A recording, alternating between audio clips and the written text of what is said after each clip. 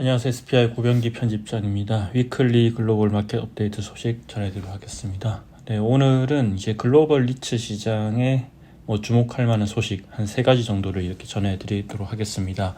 첫 번째 소식은 M&A입니다. 최근에 이제 한국 상장 리츠 시장에서도 M&A 얘기가 나오곤 있습니다.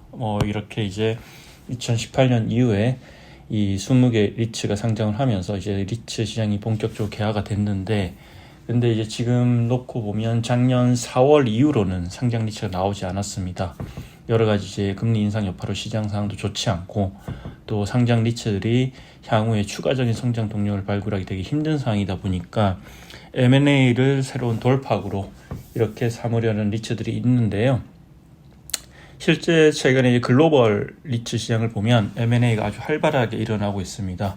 미국이라든지 일본, 싱가포르, 유럽 쪽에서 많이 일어나고 있고, 여러 가지 배경이 있지만 일단은 규모를 키우기 위한 것도 있고, 또 이렇게 코로나19 이후로 이런 공간, 오피스라든지 리테일, 물류 이런 쪽에 이제 많은 변화가 있다 보니까 실은 이제 전략을 좀 변형하거나 바꾸거나 다변화하는 그런 어떤 목적 M&A도 있고, 또 동일한 섹터 내에서 경쟁사를 인수를 해서 이렇게 경쟁력을 더 강화하는 방향으로 이제 미국의 이제 프롤로지스 같은 물류센터 리츠, 그리고 퍼블릭 스토리지 같은 셀프 스토리지 리츠들도 이제 그런 움직임을 보였죠.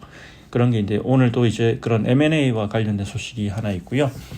일단 오늘 M&A는 영국 리츠 시장에서 일어난 M&A입니다. 영국 물류센터 리츠 중에 트리탁스 빅박스 리츠라고 있는데요. 이 리츠 같은 경우는 실제로 저도 작년에 이제 5월달에 영국 출장을 갈 일이 있었는데 그때 실제 보고 왔지만 상당히 이제 큰 리츠입니다. 영국의 이제 물류센터 리츠를 보면 이렇게 이제 세그로 같은 리츠가 상당히 큰데 그 리츠 못지않게 큰 리츠이고, 네, 근데 이 트리탁스 빅박스 리츠가 UK 커머셜 프로퍼티라는 회사를 9억 2,400만 파운드에 인수하기 위한 조건에 협의했다는 소식이 전해졌고요.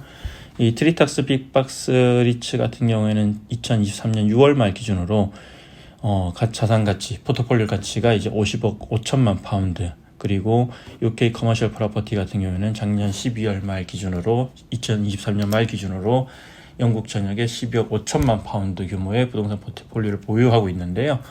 이 UK 커머셜 프로퍼티 같은 경우에는 포트폴리오 절반 이상인 약 60% 정도가 59.1%가 인더스트리얼 자산이고, 나머지는 오피스, 리테일, 호텔 등으로 이제 이 포트폴리오 구축이 되어 있는데, 이번 합병을 통해서 이제 물류센터 중심의 투자 포트폴리오 구축할 계획이고, 이번 인수가 마무리되면 전체 이제 영국 상장 리츠에서 4번째로 큰 리츠가 됩니다. 네.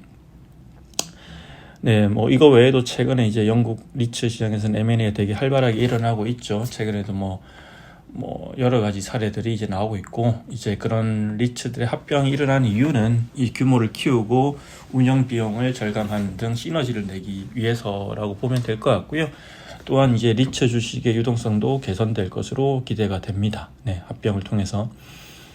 네, 그리고 두 번째 전해드릴 소식은 일본 리츠 관련 소식인데요.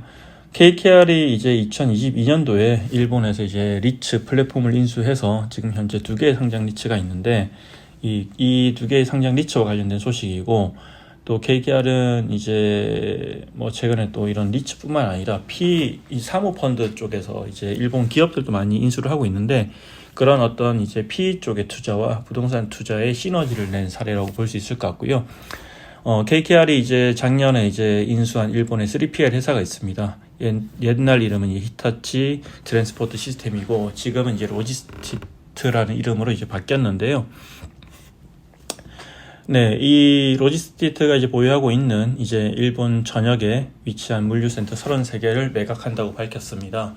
총 매각 대금이 이제 2,200억엔 정도가 되는데, 매각을 하는 이유는 이제 유동화를 통해서 확보한 자금으로 M&A라든지 자동화 등과 같은 투자를 하기 위한 목적이고, 자산 매각 후에도 세일즈 앤 리스백 형태로 계속 자산은 사용할 예정입니다. 네, 근데 이렇게 이제 매각하는 4개 자산이 이 일부는, 그러니까 33개 자산 중에서 4개 같은 경우에는 일본의 대형 부동산 회사 휴릭이 출자하는 펀드에 매각을 하고, 또 KKR이 지난 2022년도에 인수한 리츠인 인더스트리얼 앤 인프라스트럭처 펀드 인베스트먼트 코퍼레이션이 나머지 자산을 인수합니다. 네. 이렇게 이제 하면서 약간 좀 PE 부문과 부동산 부문 시너지를 낸 그런 사례라고 볼 수 있을 것 같습니다. 네.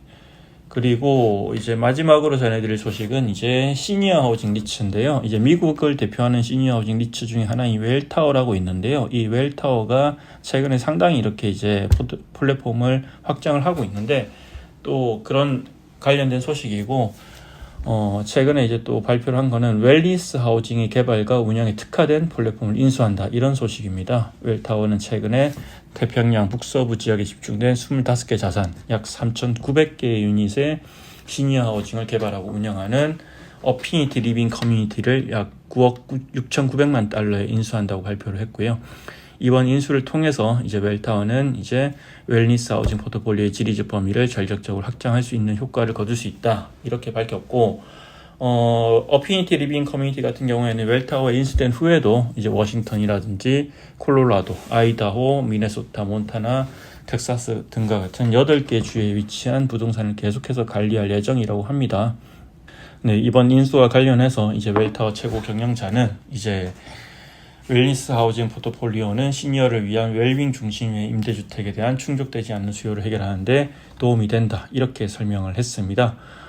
각각의 사례들이 상당히 이제 의미가 있는 것 같습니다. 왜냐하면 이제 앞서 말씀드린 대로 첫 번째가 이제 M&A였는데, M&A 같은 경우에는 이제 한국 리츠 시장에서도 지금 약간 군불이 떼어지고 있는 그런 상황이기 때문에 또 M&A를 통해서 돌파구를 마련하려는 움직임이 있기 때문에 당연히 이제 참고할 만한 사례라 생각을 하고요.